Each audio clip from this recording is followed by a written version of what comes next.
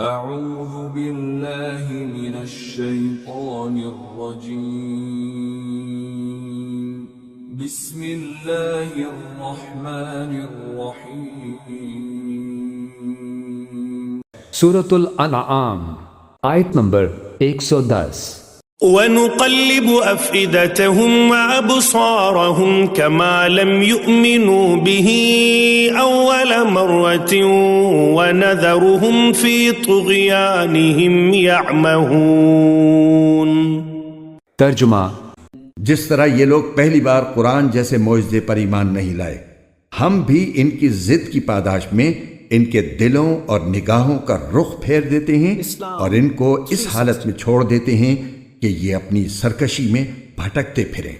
تفسیر: یعنی ان کے اندر وہی ذہنیت کام کیے جا رہی ہے جس کی وجہ سے انہوں نے پہلی مرتبہ محمد صلی اللہ علیہ وسلم کی دعوت سن کر اسے ماننے سے انکار کر دیا تھا۔ ان کے نقطہ نظر میں ابھی تک کوئی تغیر واقع نہیں ہوا ہے۔ وہی عقل کا پھیر اور نظر کا بھینگا پن جو انہیں اس وقت صحیح سمجھنے اور صحیح دیکھنے سے روک رہا تھا، آج بھی ان پر اسی طرح مسلط ہے۔ آیت نمبر 111 وَلَوْ أَنَّنَا نَزَّلْنَا إِلَيْهِمُ الْمَلَائِكَةَ وَكَلَّمَهُمُ الْمَوْتَى وَحَشَرْنَا عَلَيْهِمْ كُلَّ شَيْءٍ قُبُلًا مَا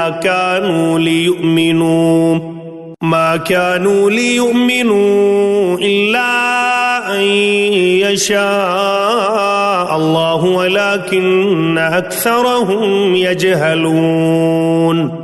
ترجمہ: اور اگر بالفرض ہم ان کے پاس فرشتے بھیج دیتے اور مردے ان سے باتیں کرنے لگتے اور ان کی مانگی ہوئی ہر چیز ہم کھلی آنکھوں ان کے سامنے لا کر رکھ دیتے، تب بھی یہ ایمان لانے والے نہیں تھے، الا یہ کہ اللہ ہی چاہتا کہ انہیں زبردستی ایمان پر مجبور کر دے تو بات دوسری تھی، مگر ایسا ایمان نہ مطلوب ہے نہ معتبر، لیکن ان میں سے اکثر لوگ جہالت کی باتیں کرتے ہیں۔ تفسیر: یہ وہ باتیں ہیں جن کی وہ فرمائش کیا کرتے تھے۔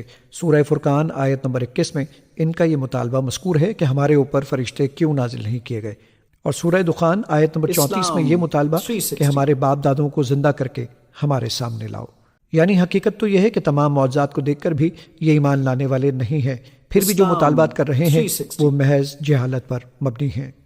آیت نمبر 112 وَكَذَلِكَ جَعَلْنَا لِكُلِّ نَبِيٍّ عَدُوًّا شَيَاطِينَ الْإِنسِ وَالْجِنِّ يُوحِي بَعْضُهُمْ إِلَى بَعْضٍ زُخْرُفَ الْقَوْلِ غُرُورًا وَلَوْ شَاءَ رَبُّكَ مَا فَعَلُوهُ فَذَرْهُمْ وَمَا يَفْتَرُونَ۔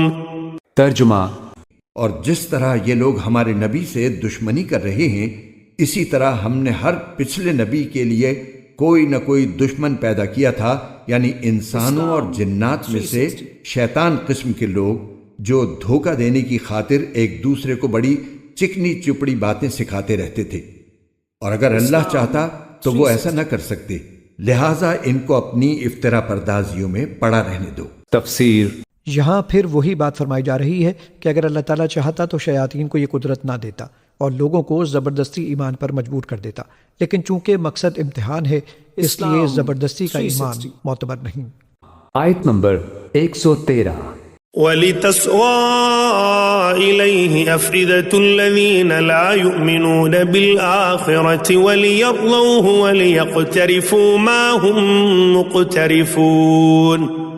ترجمہ: اور وہ انبیاء کے دشمن چکنی چپڑی باتیں اس لیے بناتے تھے تاکہ جو لوگ آخرت پر ایمان نہیں رکھتے ان کے دل ان باتوں کی طرف خوب مائل ہو جائیں اور وہ ان میں مگن رہیں اور ساری وہ حرکتیں کریں جو وہ کرنے والے تھے۔ تفسیر: وَلِتَصْغَىٰ إِلَيْهِ أَفْئِدَةُ الَّذِينَ لَا يُؤْمِنُونَ بِالْآخِرَةِ وَلِيَرْضَوْهُ وَلِيَقْتَرِفُوا مَا هُمْ مُقْتَرِفُونَ، تاکہ مائل ہو جائیں ان کی طرف ان لوگوں کے دل جو آخرت پر ایمان نہیں رکھتے۔ تو اللہ تعالیٰ نے حق و باطل کی کشاکش رکھی ہے۔ اس کشاکش کا نتیجہ کیا ہے؟ حق اور باطل کا جو ہے، حق والے ادھر کو جمع ہو جائیں گے، باطل والے ادھر جمع ہو جائیں گے۔ یہ خبیث اور طیب جو ہے گڑبڑ ہوئے ہیں، یہ آزمائشیں آتی ہیں، تکلیفیں آتی ہیں، امتحانات آتے ہیں، تو خبیث علیحدہ اور طیب علیحدہ، منافق علیحدہ، صاحب ایمان علیحدہ۔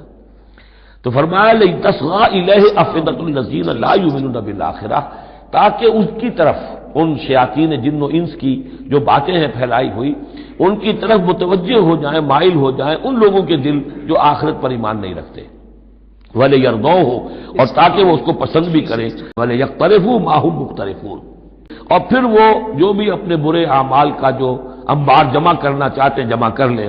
آیت نمبر 114۔ أفغير الله أبتغي حكما وهو الذي أنزل إليكم الكتاب مفصلا والذين آتيناهم الكتاب يعلمون أنه منزل من ربك بالحق فلا تكونن من الممترين۔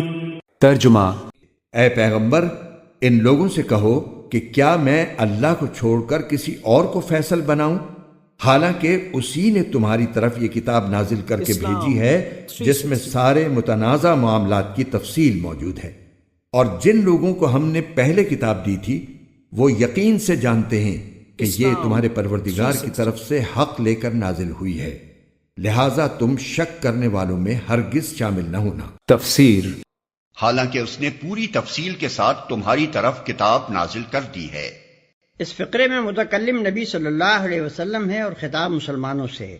مطلب یہ ہے کہ جب اللہ نے اپنی کتاب میں صاف صاف یہ تمام حقیقتیں بیان کر دی ہیں اور یہ بھی فیصلہ کر دیا ہے کہ فوق الفطری مداخلت کے بغیر حق پرستوں کو فطری طریقوں ہی سے غلبہ حق کی جد و جہد کرنی ہوگی، تو کیا اب میں اللہ کے سوا کوئی اور ایسا صاحب امر تلاش کروں جو اللہ کے اس فیصلے پر نظر ثانی کرے اور ایسا کوئی معجزہ بھیجے جس سے یہ لوگ ایمان لانے پر مجبور ہو جائیں؟ لہٰذا تم شک کرنے والوں میں شامل نہ ہو۔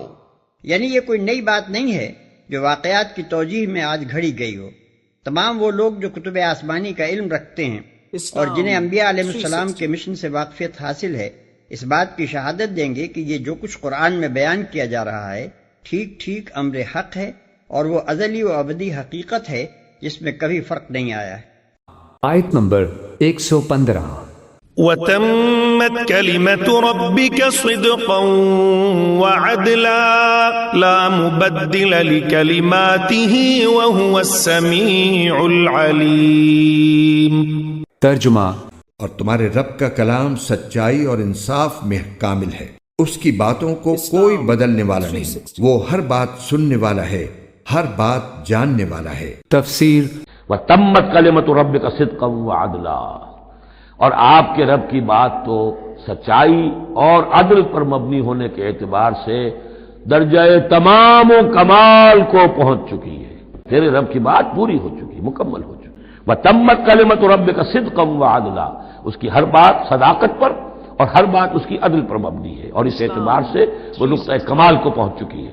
لا مبدل لکلماتہ، اس کی باتوں کا کوئی بدلنے والا نہیں۔ وَهُوَ السَّمِيعُ الْعَلِيمُ، وہ سب کچھ سننے والا اور جاننے والا ہے۔ آیت نمبر 116۔ وَإِن تُطِعْ أَكْثَرَ مَن فِي الْأَرْضِ يُضِلُّوكَ عَن سَبِيلِ اللَّهِ إِن يَتَّبِعُونَ إِلَّا الظَّنَّ وَإِنْ هُمْ إِلَّا يَخْرُصُونَ۔ ترجمہ۔ اور اگر تم زمین میں بسنے والوں کی اکثریت کے پیچھے چلو گے تو وہ تمہیں اللہ کے راستے سے گمراہ کر ڈالیں گے، وہ تو وہم و گمان کے سوا کسی چیز کے پیچھے نہیں چلتے، اور ان کا کام اس کے سوا کچھ نہیں کہ خیالی اندازے لگاتے رہیں۔ تفسیر۔ یعنی بیشتر لوگ جو دنیا میں بستے ہیں علم کے بجائے قیاس و گمان کی پیروی کر رہے ہیں، اور ان کے عقائد، تخیلات، فلسفے، اصول زندگی اور قوانین عمل سب کے سب قیاس آرائیوں پر مبنی ہیں۔ بخلاف اس کے اللہ کا راستہ یعنی دنیا میں زندگی بسر کرنے کا وہ طریقہ جو اللہ کی رضا کے مطابق ہے، لازماً صرف وہی ایک ہے جس کا علم اللہ نے خود دیا ہے، نہ کہ وہ جس کو لوگوں نے بطور خود اپنے قیاسات سے تجویز کر لیا ہے۔ لہذا کسی طالب حق کو یہ نہ دیکھنا چاہیے کہ دنیا کے بیشتر انسان کس راستے پر جا رہے ہیں، بلکہ اسے پوری ثابت قدمی کے ساتھ اس راہ پر چلنا چاہیے جو اللہ نے بتائی ہے، چاہے اس راستے پر چلنے کے لیے وہ دنیا میں اکیلا ہی رہ جائے۔ آیت نمبر 117۔